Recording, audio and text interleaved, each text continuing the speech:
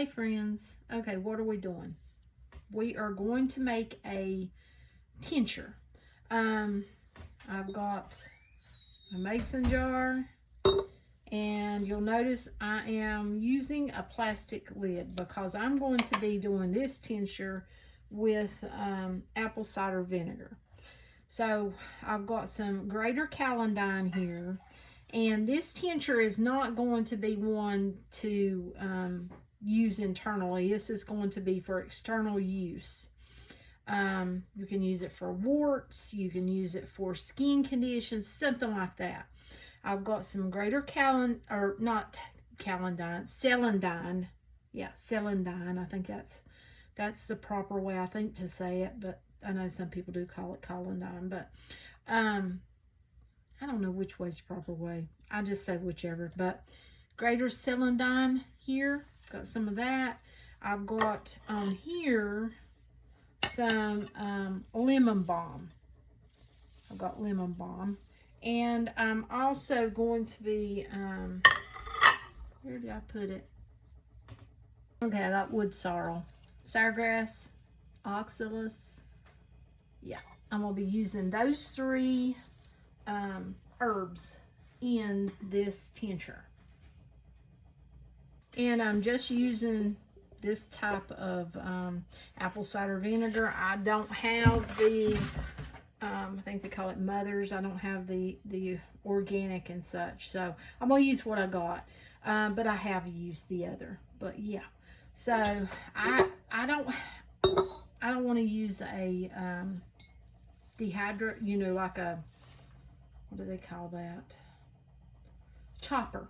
I don't want to use a chopper on this. I don't want to put it in a food processor. I don't want to put it in a electric chopper, blender. I want to just do it by hand. Now, you can put it into a food processor or some sort of chopper and just chop it all up and put it in your jar. But I'm going to just do it with a pair of scissors is the way I want to do it. Okay, I'm just going to cut it into pieces. Just into pieces. And actually, you know, I think I'm just going to cut it straight into the jar. I think that would suffice better, actually. Okay. And just cut it into, I'm cutting it into small pieces. Because, I'll show you if I can get it to bleed for me. There is a liquid in there. I'll show you in a minute. Let me find a good piece that's going to produce it. But you can use the leaves, you know, whatever on that part. Leaves, wires. See that on my hands? That is kind of what we are after. And trying to find a piece that I could show you.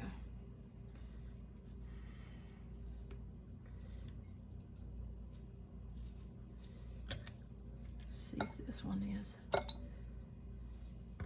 It was bleeding really good whenever I picked it right there. See?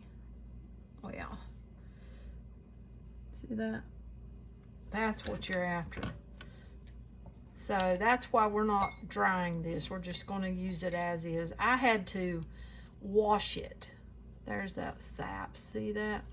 And where I had to wash it, you know, I had to try to dry the water off the outside, the excess. And in doing so, you know, it kind of give it time to dry a little bit. Oh, there's some. That's really showing it. See it right there? See? Yeah. That's what you're after. So, looking good. But yeah, I prefer to get it earlier than now, you know, going to seed and everything. But, you know, things come up and you decide to do something, and yeah, I gotta be in the mood too. That's a big thing for me.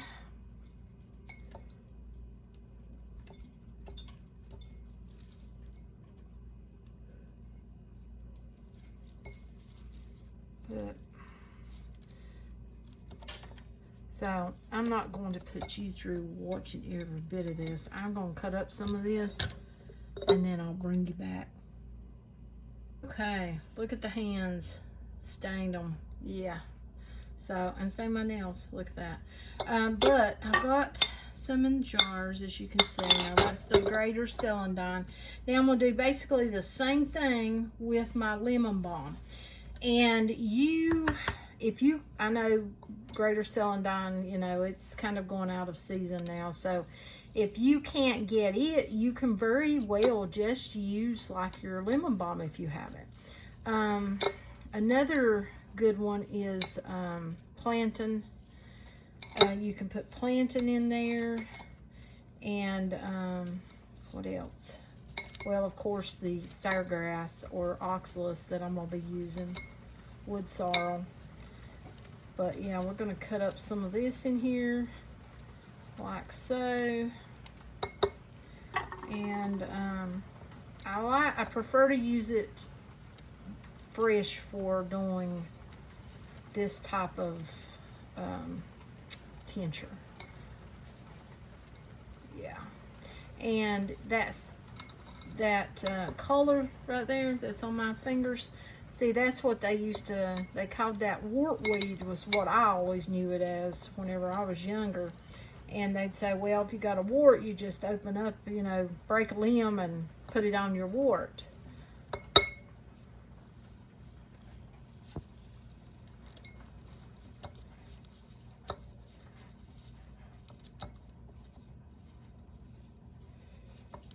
But yeah,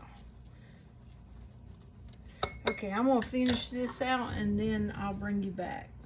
Okay, I got the lemon balm in there, and by all means, if you have dried and don't have access to fresh, you can use dried. I just prefer to use fresh, you know, be stouter, but yeah, dried will work too.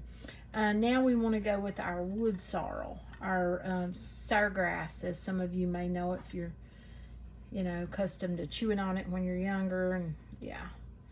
But we're just going to do the same thing. We're going to put it in here like so. And cidergrass is a really good one. It's one of my favorite herbs to use. It's, you know, very beneficial, I feel like. But I'm just going to cutting up some in each jar here. And I will bring you back once I get it done. Okay, we got that in there, and as you can see, I just put what I want. So, you know, you could probably Google or look it up and get an idea on how much herb to vinegar, or if you were using alcohol, which you can use, yeah, you could use like, oh my goodness, is it, I think vodka. You could use, I think it's Everclear or something like that. Don't hold me to it, but I know vodka you could use certain ones. And you could also, I want to say witch hazel. Seems like I've used that in the past, but yeah, you can infuse lots of different things to use, you know, for the skin or whatever. But yeah, that's how much I got in there. I don't really, you know, go by no certain amount. I just do what herb I want to. Now I'm going to pour in that vinegar right on top of there. You see? And then I'm going to take the butt of this, and I'm actually going to do a little smushy there. Just a little bit, to try to get some of that juice moving in my greater celandine, especially. You don't have to do that, but I am.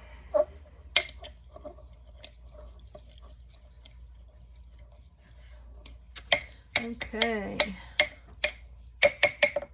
Now I got that one covered. I'll put a bit on this one to cover it.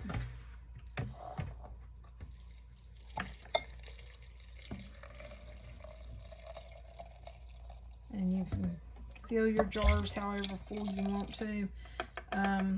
But I'm covering my herb.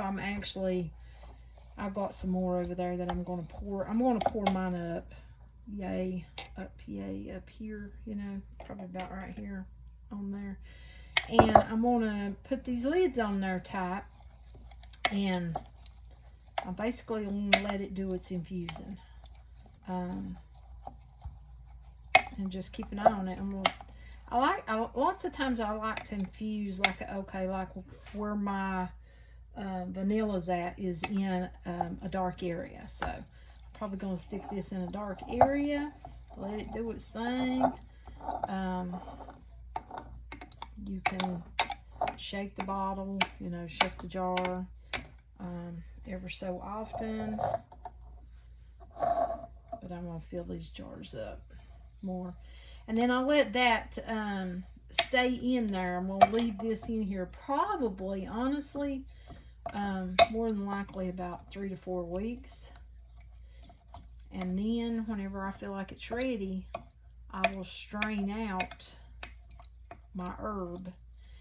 And according to how the herb looks, I may pour a little more vinegar on top of that herb. It's just according if it looks like it's used up and spent.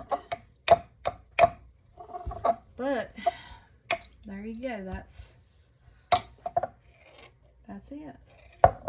So if you like the content I create, how about a follow? Till next time, friends. Bye.